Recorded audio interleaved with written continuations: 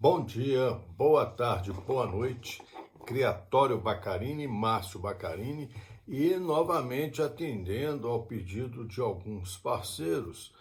E nós vamos falar hoje uma doença que inclusive eu acho que é uma das doenças em que mais se inventa, né, no nosso meio, que é a bulba aviária, né, também conhecida como pipoca, bexiga, epitelioma contagioso, tem muitos nomes, né? Mas todo mundo sabe o que é a bulba, né? Que é esse carocinho que dá na cabeça dos galos, geralmente na área que não tem pena, pés, debaixo da asa, na cloaca, na cabeça, né? Barbela, ponta ao lado do bico, etc.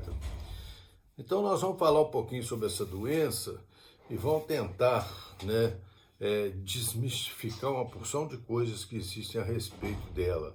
E com isso a gente consegue ter uma abordagem mais racional do nosso problema, né? Vamos virar aqui para o chip chart que eu vou fazer algumas anotações aqui. Tá aqui. Então a bulba, né? A bulba aviária. A bulba aviária. Então a bulba aviária é uma doença, né, viral produzida por um vírus, né, poxvírus, o avipoxvírus, né, o gênero do vírus é o poxvírus. É um vírus de distribuição universal, existe no mundo inteiro, né? É um vírus que atinge tanto as aves domésticas, né? Tanto atinge áreas domésticas, galinhas, perus, pombo, pavão, né? Como também atinge aves na natureza, né? Aves selvagens. Então já foram detectados em peru selvagem, foi detectado em flamingos, vários outros tipos de aves, né, que são aves que estão na natureza. Tá? Então, a primeira coisa que a gente tem que deixar claro para vocês é que se trata de uma doença causada por vírus. E nós vamos ver por quê, né, que isso aí tem que ficar muito claro. Né? É uma doença viral. Essa doença viral, ela tem uma característica, ela é uma doença autolimitante, né? O que a gente fala? O que a gente fala de doença autolimitante? É uma doença que tem um tempo, né? Ela inicia-se e no prazo entre 2 a 4 até 6 semanas, né? De 2 a 6 semanas, se a área sobreviver, ela desaparece, tá? Então a doença que a gente fala, doença autolimitante, é isso, né? Então é uma doença provocada por um vírus, né? Poxvírus, tá?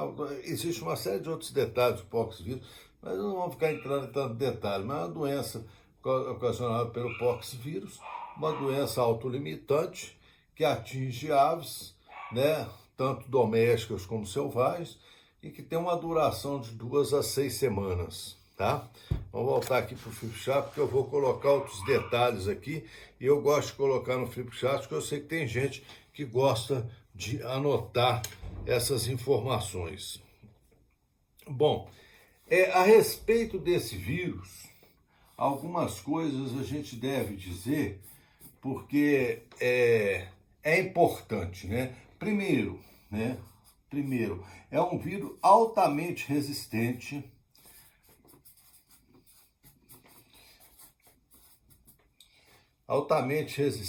à luz do sol,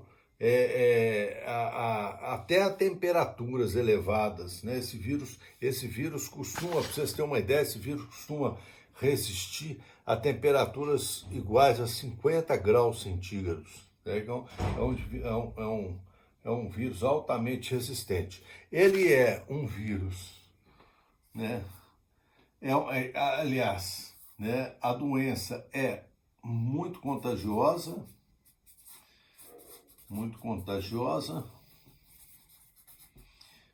E 3, né, a gente já pode ter, ela tem, apesar de ser muito contagiosa, a disseminação é lenta. A disseminação é lenta.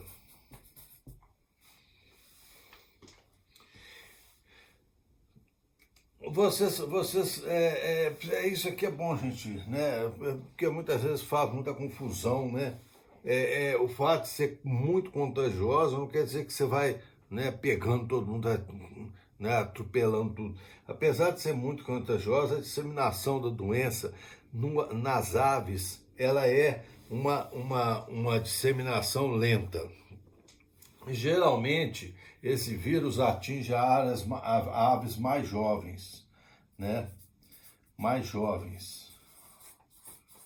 Mas nada impede, né, dessa doença atingir aves com mais idade. Geralmente pegam as aves mais jovens. Bom, tem uma característica desse vírus que é importante a gente sempre colocar aqui, que é um vírus que atinge as aves mais na época de calor e de umidade alta. Então, regiões de quentes e com grande umidade, né, e não só a região, né, gente? A região, mas também a estação do ano, né? Em que há um aumento da temperatura ambiental e aumento de umidade. Então, logicamente, no verão, né? No verão, essa doença se dissemina mais. E ainda, né?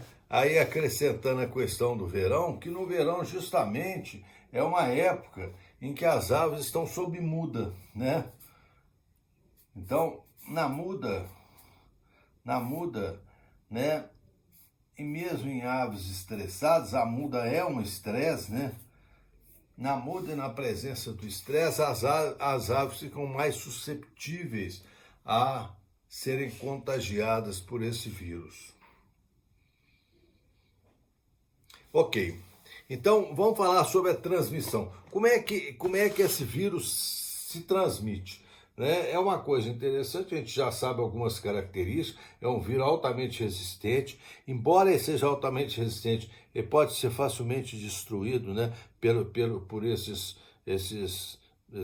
substâncias que a gente usa aí, né, para desinfectar ambientes, né, mas eles são altamente resistentes, muito contagiosa, disseminação lenta, atinge mais aves jovens, atinge as aves mais na época do calor e de umidade, a gente vai ver por quê, e lembrar que justamente no calor e umidade é a época da muda das aves, né? Então as aves estão geralmente sob mais estresse.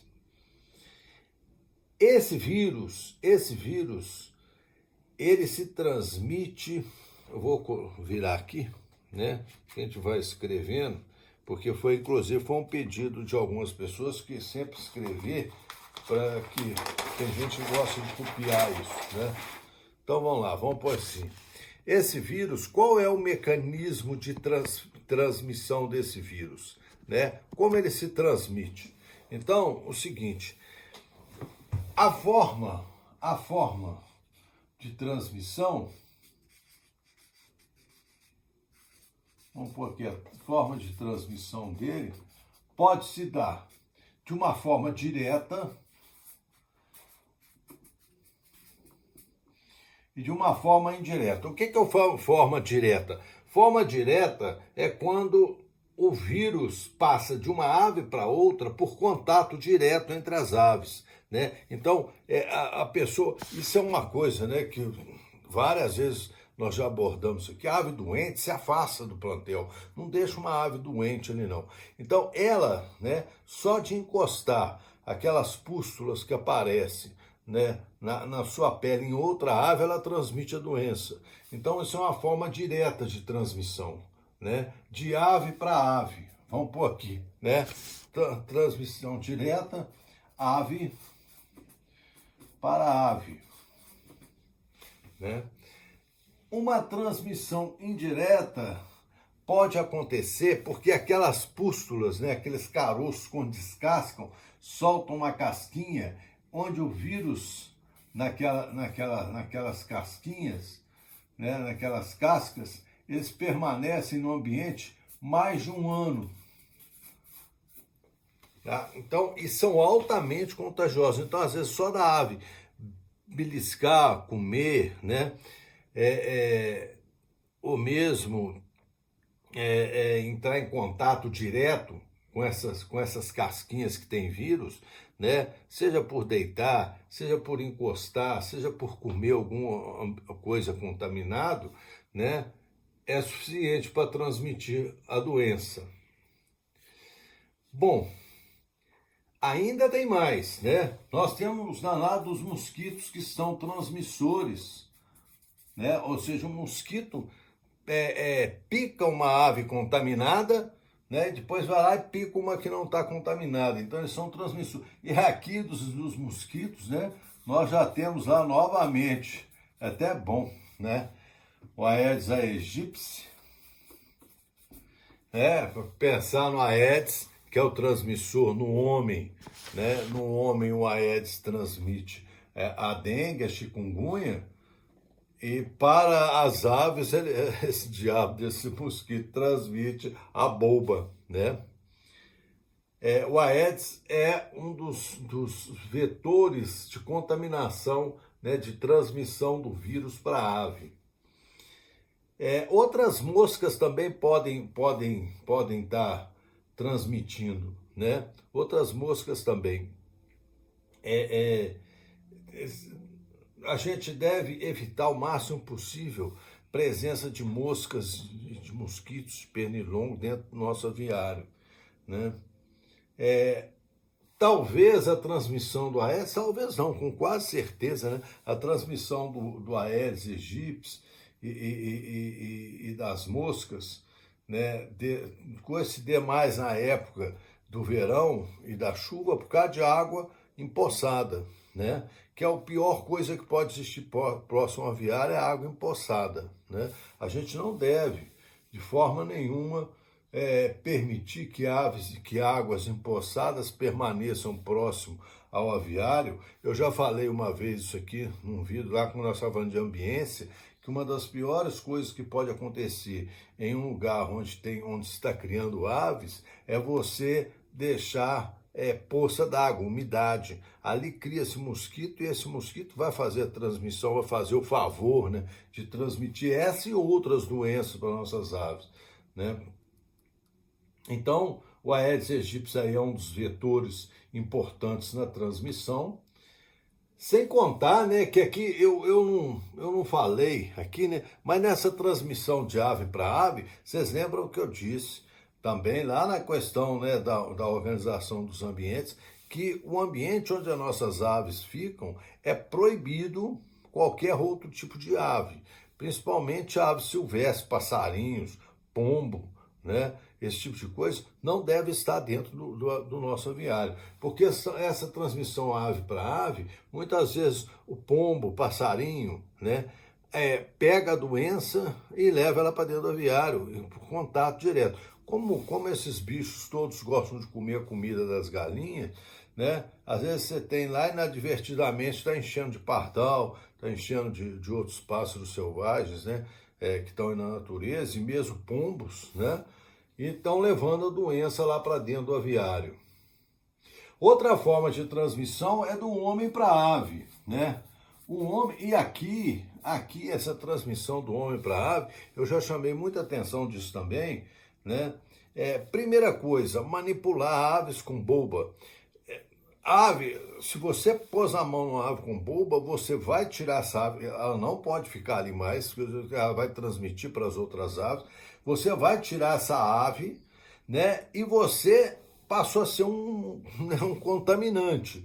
Como o vírus, né, microscópico, na sua mão mesmo, ou mesmo na sua roupa, podem ter ficado vírus, né? Que graças a Deus esse tipo de vírus não infecta o homem, né?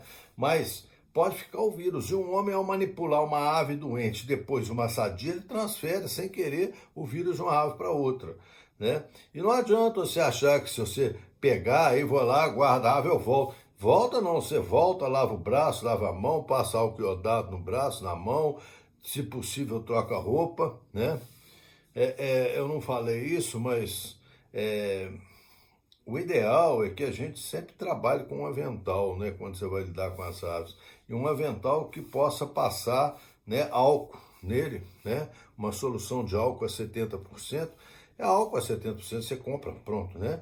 Então você deixa lá, acabou de mexer com uma ave, vai mudar, vai pegar outra ave, álcool na mão, né? Um pedaço de pano com álcool, álcool na roupa, né? Para que você não transmita, porque nós somos um transmissor da doença, né? E aí não é, um homem faz isso de várias formas, um homem mesmo levando, né? O ambiente, né? Sapato, por isso que a gente fala que todo aviário tem que ter um pé dilúvio, né, para a pessoa não transmitir, porque essas crostas secas que ficam no chão, né, se você pisar e levar ela, você leva de um galinheiro para o outro, né, infecta o outro ambiente. O próprio vento já nos faz esse favor, né? Essas crostas secas, né, que saem daquelas carocinhos ali, né, que não voa no vento, é um levinho, igual uma palha. O próprio vento já faz o favor de disseminar aquilo, né? Mas o sapato, roupa, né, pessoas estranhas que estão vindo de outros aviários, vão entrando para dentro do seu aviário, né, e vão levando essas porcariadas lá para dentro sem você saber, né? E outra coisa, né? Não pensa, porque muitas vezes a pessoa pensa assim, ah não, mas eu tô limpinho, né? Eu sou pobre, mas sou limpinho. Não adianta, vírus, gente, é microscópico, né? Debaixo da sua unha cabe milhões de vírus. Não precisa ser se o vírus fosse do tamanho de uma jabuticaba, você fala assim, não, eu tô vendo esse vírus aí, tirei daí, né? Mas você não vai ver. Então, assim, não acredite você que não. Veículos entrando no seu aviário, carregando, né? Seja lá o que for, às vezes até o seu carro mesmo. Você entra num aviário e entra no outro, no seu, com aquele mesmo veículo, levando já debaixo da roda opção de vírus. O pneu não vai esmagar vírus, não. Tá? E não acredite que isso não acontece, não acontece, né? Acontece rapidamente, não é uma coisa. Vírus é um bichinho estúpido nesse aspecto. Bom, nós já falamos aqui então sobre a transmissão. A transmissão acontece dessa forma. Obviamente, a prevenção da doença começa pela prevenção da transmissão. E como é que é essa prevenção? A retirada da ave colocada em outro ambiente, né? As cascas, né, que podem durar um ano no chão ou no aviário, contaminando o lugar onde a ave come. A ave mete o bico para comer dentro de um comedor daquele, raspa, né, aquela crosta ali, aí lá vem a outra ave, mete o bico, aquela crosta, puf, nele já pega a doença, não precisa mais do que isso, né? E ela pode ficar até um ano, né? O mosquito, a Aedes aegypti, aquela muriçoca, né? A muriçoca também é um grande transmissor da doença, né? A muriçoca é aquele mosquitinho pretinho, né? Aquilo também transmite a doença e geralmente esses mosquitos eles vão em uma ave contaminada e depois levam o vírus para outra não contaminada. O homem, através de sapato, de roupa, né, de veículos, por aí vai. Então vocês vejam que o modo como essa doença é transmitida, né, já nos fala um pouco sobre como evitar a doença. Tá ok?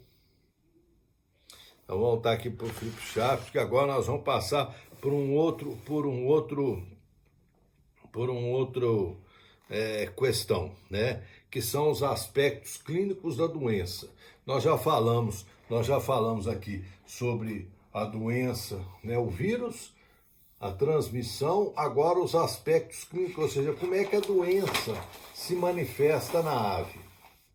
Primeiro, assim, aspecto clínico, vamos pôr assim, o primeiro aspecto clínico, aquilo assim, geral. A ave em si, independente de qualquer coisa, o que a ave apresenta? Primeira coisa, perda de peso, perda de apetite, a ave passa a comer pouco, a ave fica toda encurujada, né? Com a perna arrepiada, né? Fica arrepiada. Geralmente ela mantém, assim, fica meio sonolenta, mantém a cabeça às vezes encolhida, assim, próximo ao corpo, né? Parada de crescimento, parada de postura, tá? Então, esses aspectos são aspectos clínicos gerais. Vamos colocar ele aqui, ó, aspectos clínicos gerais, né? Gerais. Aspectos clínicos gerais. Então vamos colocar aqui, ó, perda de peso e de apetite. Diminuição do crescimento,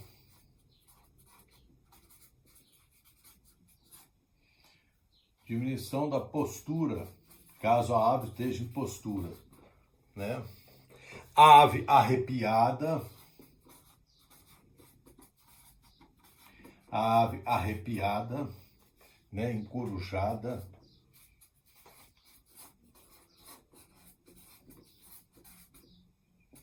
sonolenta, febril. Eu tô lembrando aqui. Aquele mesmo Chiquito, né, do Galo lá. Eu perguntei o Chiquito, se o Chiquito, ele estava me falando que tinha uma galinha que estava assim, eu falei, ô Chiquito, essa galinha tá febril. Eu falei, eu não sei, eu vou ver. Depois ele chegou e falou, doutor, eu desanimei, porque assim, a gente põe o termômetro debaixo da asa da galinha, o termômetro caiu 3 vezes, que não para de jeito nenhum. Eu cheguei até a amarrar a asa. Não é assim que mede a temperatura de asa da galinha. Temperatura da galinha se mede com o termômetro na cloaca, né? Não é debaixo da asa. É só Chiquito mesmo. Então, assim, esses são aspectos gerais. Logo no começo da doença, né, quando a doença já começa a se manifestar, né, ela tem um período de incubação que varia de 4 a 10 dias. Ou seja, nesse período começam essas manifestações, né? Ou seja, após infectada a ave, entre 4 e 10 dias ela começa a manifestar a doença. E as primeiras coisas que ela são esses aspectos gerais da doença, tá? Esses são os primeiros aspectos que a galinha apresenta. Então você pode reparar isso, né? Se você teve, ou já teve, ou vai ter algum dia, você pode reparar que a primeira coisa que você percebe é que a galinha começa a ficar sossegada, não come, não se alimenta, fica mais quieta no cantinho, arrepiada, encurujada, né? Se você tiver a paciência de medir a temperatura da ave, você vai notar que ela está com febre, né? Essa é a primeira parte. Daí, né, dessa parte de doenças de aspectos gerais clínicos, né, a gente começa a perceber que essa doença, ela pode ir por 2 caminhos. Ela pode pegar 2 caminhos. Ela pode pegar uma doença, né, cuja manifestação é uma crosta, né, uma crosta seca, que aparece, né, nas áreas onde não tem empenação, e há também uma forma chamada forma difitérica, que eu vou falar, inclusive, a pedido até de algumas pessoas, sabendo, né, que podem acontecer as 2 formas ao mesmo tempo, né? Então nós temos essa fórmula, essa crosta seca, né, uma forma cutânea na pele, né? Cutânea na pele, que aparece aqueles caroços, geralmente, né, no rosto, na crista, barbela, próximo aos olhos, no canto da boca, né, debaixo da asa, na cloaca da asa, na perna, no pé da ave, né, uma forma que a gente chama de crosta seca ou cutânea, e uma forma difitérica. Nós vamos falar de cada uma delas separadas, porque a manifestação é bem diferente, embora se trate da mesma doença, tá? Então, assim, apesar de a gente ter essas duas formas, a gente sabe que é a mesma doença, tá? Então, essa parte, essa forma cutânea, vamos pôr aqui a forma cutânea da doença, a forma cutânea, então, apesar da ave manter aquelas mesmas características que a ave que eu falei para vocês, da ave encorujada, febril, perda de apetite, perda de crescimento, etc., a forma cutânea começa a aparecer algumas placas brancas,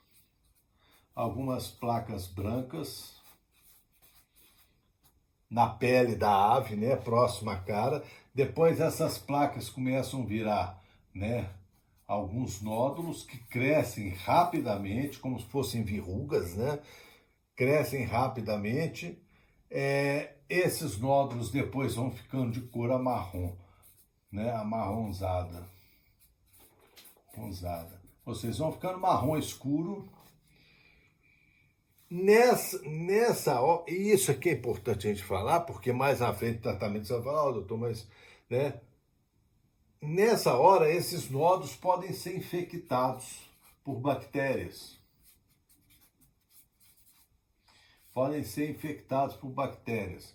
E a bactéria que mais contamina esses nódulos é uma bactéria chamada Escherichia coli. Tá? Então, vocês olhem bem, aparece primeiro uma marca branquinha, aquilo começa a inflamar, crescer, vira um caroço, uma verruga, né? E esses nódulos vão crescendo, se difundem pela cara da ave toda, né? Costumam atingir canto dos olhos, etc., e podem causar infecção secundária pela bactéria, inclusive perder a visão, né? Porque infecciona o olho, a ave costuma perder a visão, né, atingir ouvido, manter secreção, atingir nariz e começar a dar infecção dentro do nariz, né?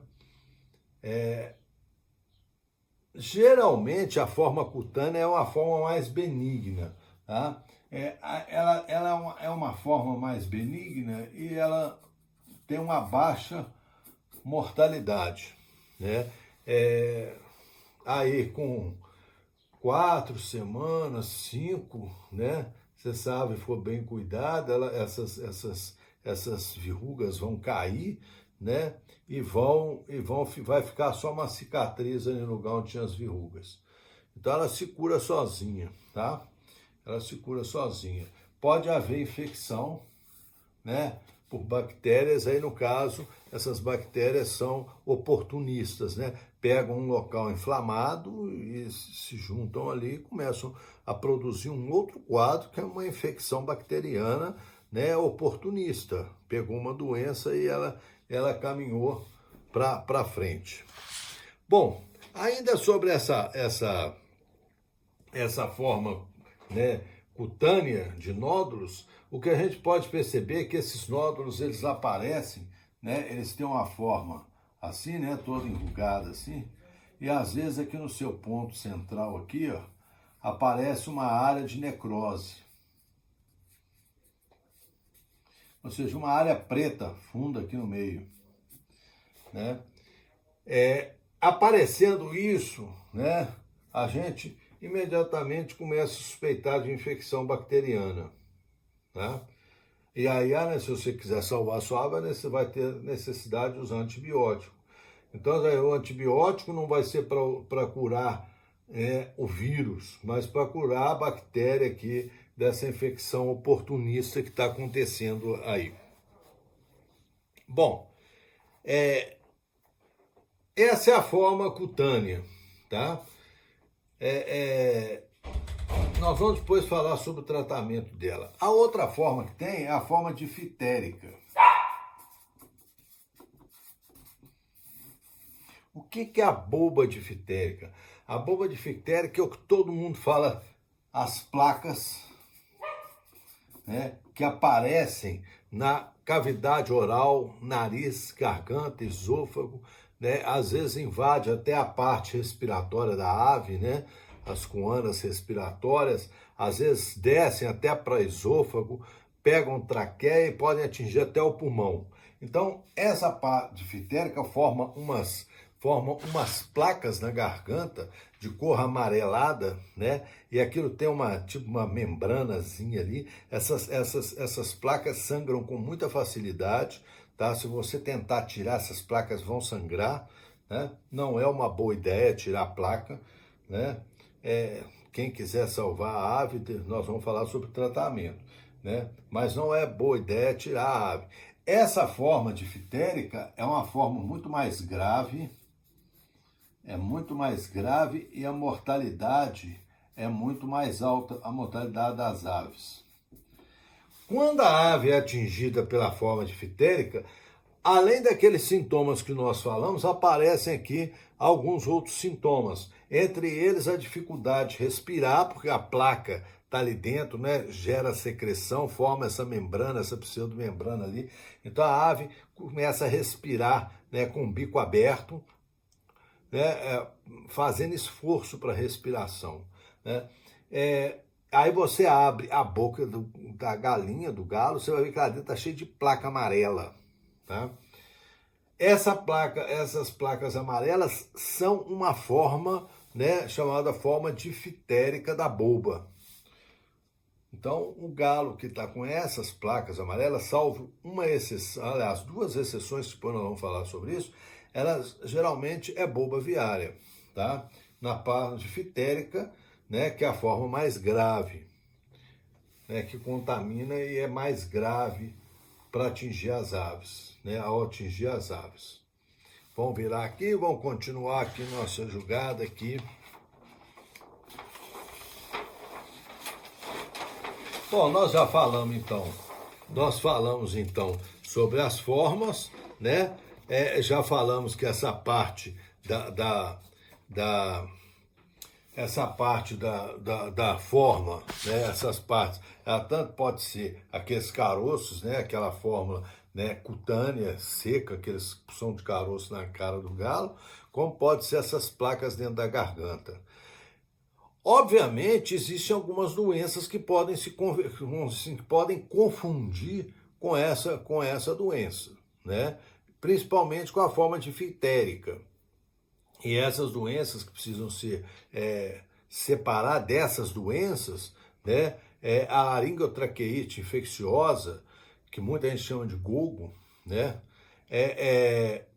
Que a galinha fica roncando, talvez seja a forma mais, seja a doença que mais necessita a gente separar, né, da boba viária. Nós vamos fazer um vídeo curtinho sobre laringotraqueite, que também não tem muita coisa a falar sobre ela, mas é uma doença provocada por um outro tipo de vírus, é um herpes vírus. Então não é mais, né, o poxvírus, é um outro tipo de vírus, né? E é uma doença um pouco mais complexa em termos de tratamento.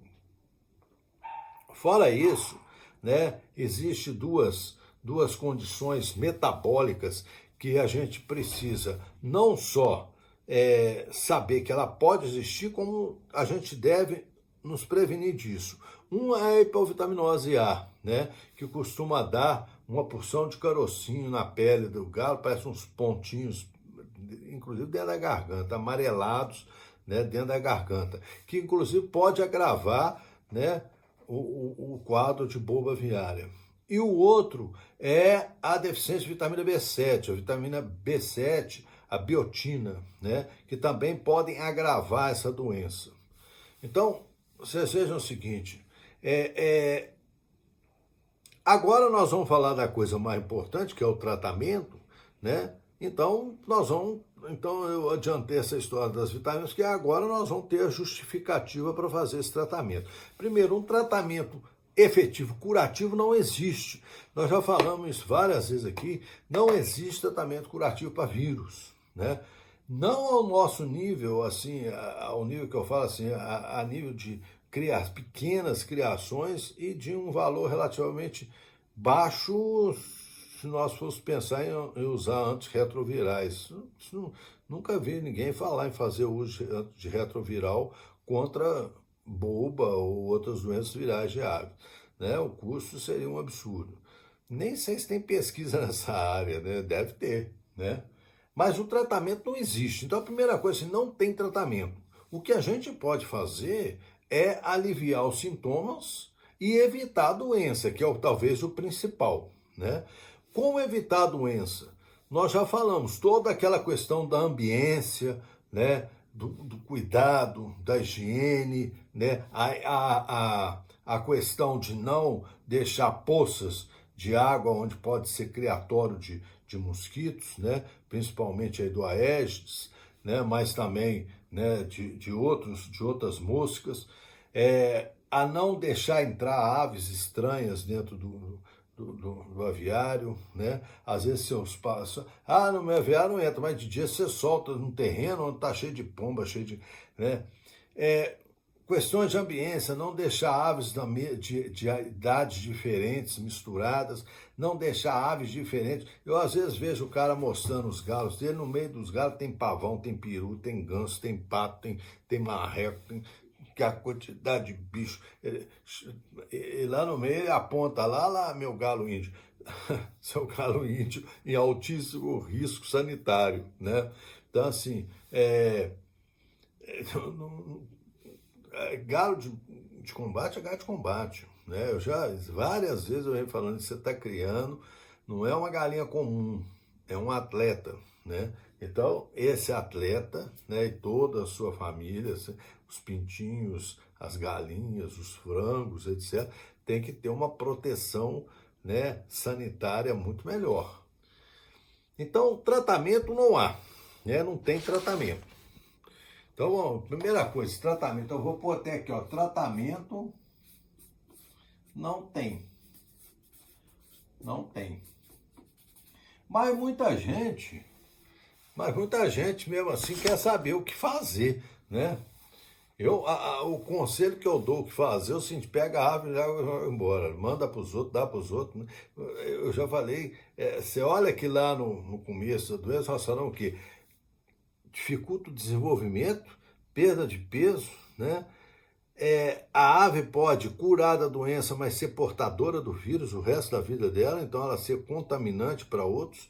Então essa ave tem que ser, a princípio, eliminada, né? Segunda parte, né? Então eu vou pôr esse tratamento aqui, ó. Eliminar a ave do criatório.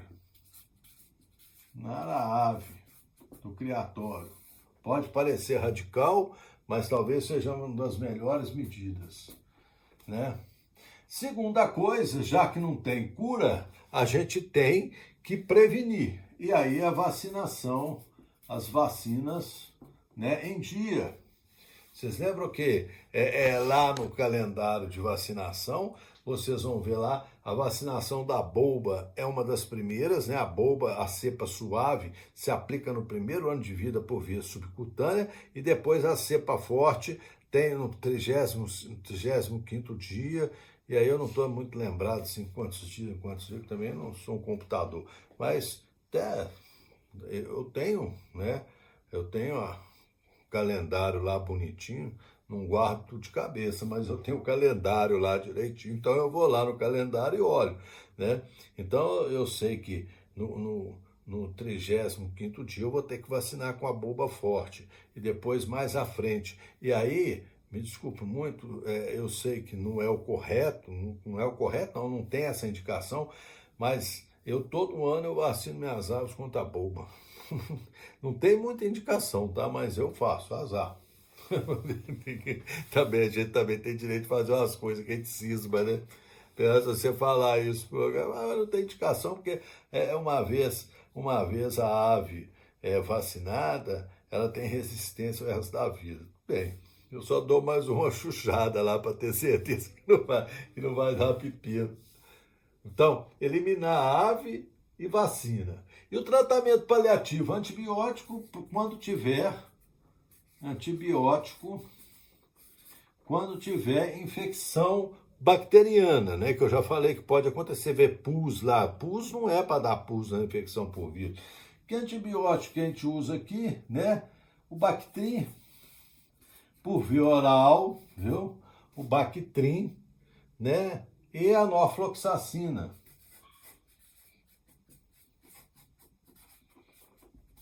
São os dois antibióticos melhores para combater aí a Escherichia coli, né? Todos os dois, tanto o Bactrim quanto a norfloxacina, você encontra em farmácia, tanto de gente quanto de animais, tanto por via oral, viu, gente? Sem injeção. Tem nego que adora meter injeção em galinha. O antibiótico só no caso de infecção secundária. Vamos pôr aqui, ó, infecção secundária. Infecção secundária. O tratamento dos caroços.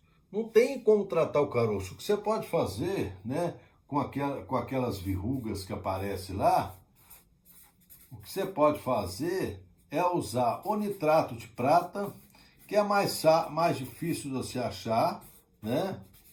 Nitrato de prata ou iodo, né?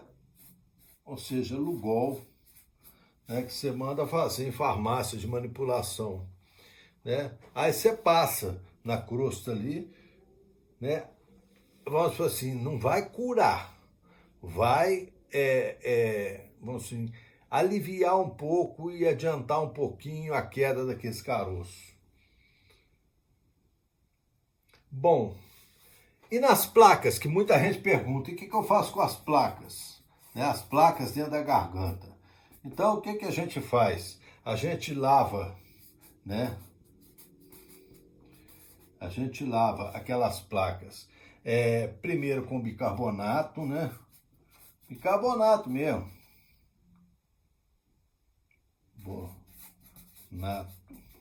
Bicarbonato de sódio, né? Bicarbonato que você compra em farmácia. E depois você passa uma solução de permanganato. Permanganato de potássio, também que você compra, permanganato de potássio, você compra na farmácia um pozinho, mistura ele num litro d'água, que vem assim, vem num, tipo quase um comprimidinho, mas é pó. Aí você abre aquilo, dissolve, a água vai ficar meia roxa, né? Então você passa, né, bicarbonato primeiro. Tem gente que usa pena, né? Pena de galinha para fazer isso, né? É uma forma, mas você imagina o seguinte, pena, você já pode estar levando mais vírus lá para dentro, né? Então, assim, tem gente que usa pena, né? Eu arrumei uma escovinha fininha, né? Que é uma escova fininha que a gente usa para lavar tubos de ensaio, sabe? Parece uma escovinha assim, bem fininha. Então, você molha ali e passa lá dentro. Outra coisa, não tenta arrancar, né, essas placas, porque elas, além de não vão sair, vai machucar, vai dar sangue e vai infeccionar com bactéria, né? Então a gente não faz isso, a gente usa, né, o nitrato de prata e o iodo ali naquelas pulsas, tenta não arrancar, tá? Senão vai machucar, vai sangrar, daí arranca, mete a unha naquilo, machuca e dói. Então assim, passa só por cima, né? Que o nitrato de prata ele é mais forte, ele costuma queimar mesmo, né? Mas o iodo mesmo passa ali, né? Evita jogar dentro do olho, né? Passa com um algodãozinho, um palito com algodão, passa só em cima da crosta, não tem que dar um banho de iodo, que iodo queima, né? E na placa, lava com bicarbonato de sódio e depois para permanganato de potássio. Bom, aqui no tratamento, eu disse para vocês que poderia haver um aumento, poderia haver, como causa do problema não ser boba, mas ser falta de vitamina A, ou a falta da biotina, da vitamina B7, né? Biotina é a vitamina B7. Então, faz parte do tratamento, quem quer tratar mesmo, né? Da vitamina A. Então, aqui vitamina A você encontra no mercado com o nome de retinol. né? São umas cápsulazinhas que você compra em farmácia, né? E a biotina que também você encontra na farmácia com o nome de biotin. E você dá isso por via oral para a galinha. Não acho que deva ser feito nada mais do que isso, né? Nada mais do que isso. E aqui a gente começa então a entender algumas coisas. Por exemplo, tem gente que descobriu, se eu der injeção de leite. Vocês lembram que eu disse para vocês que às vezes dar leite, né, pode até ajudar algumas coisas, porque o leite é um dos grandes, né, fornecedores de vitamina A.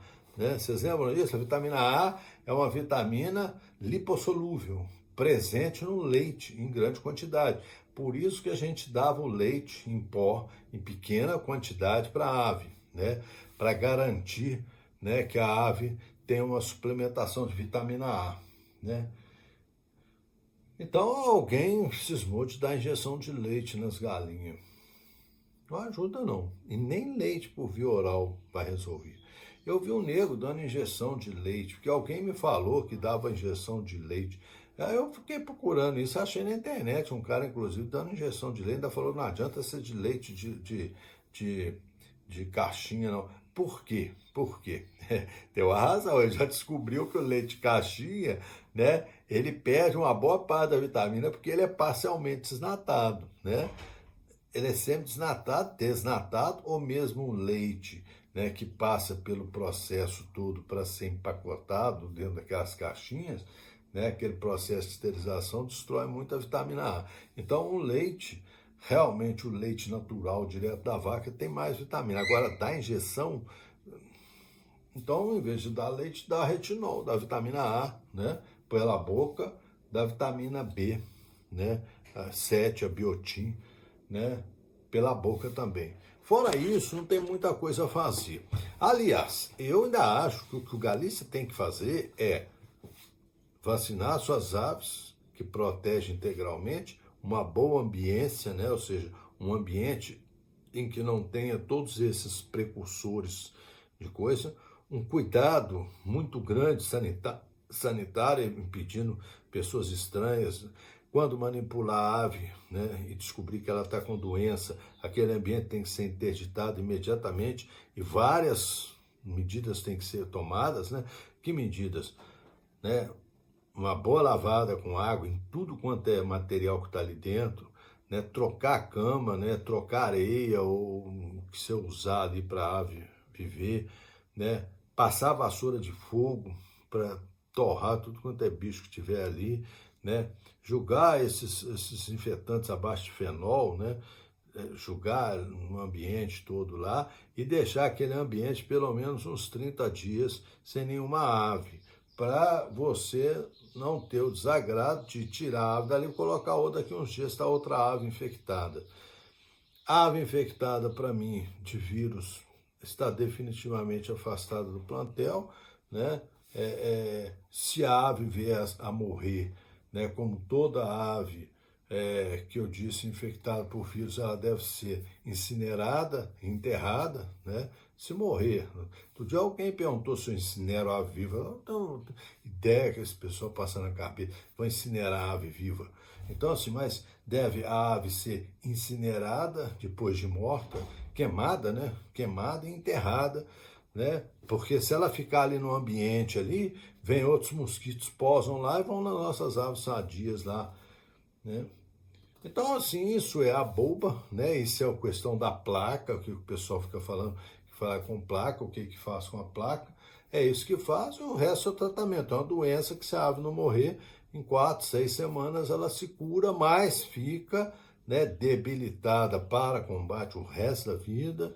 Tá? Eu não usaria uma galinha infectada de boba para criação, né, e para criar, né, geralmente são ovos mais jovens, um pintinho cheio de polvo, você cura ele, depois você vai pensar em fazer esse pintinho virar gado de briga, eu acho que vai perder um bom tempo com isso. Então, assim, Feito isso, né, elimina a ave, acabou e tirou, você está sem problema no seu criatório. Você é radical? Não sou radical. Essa é a realidade. A ave doente não serve para combate. E acabou. Né? Muito menos para ser mãe de galo combatente. Então, esse é um vídeo sobre boba, a pedido de muita gente, né? Muita gente vem solicitando isso, principalmente o que fazer, como é que faz, o que vai fazer. Então, eu passei as informações para vocês, né? E em breve, hoje ainda, né? Eu vou dar continuidade à questão do trato dos galos. Falou? Então, bom dia, boa tarde, boa noite. Qualquer dúvida, bota aí a pendência que eu respondo desde que eu souber, desde que eu puder, tá bom? Um grande abraço, até a próxima.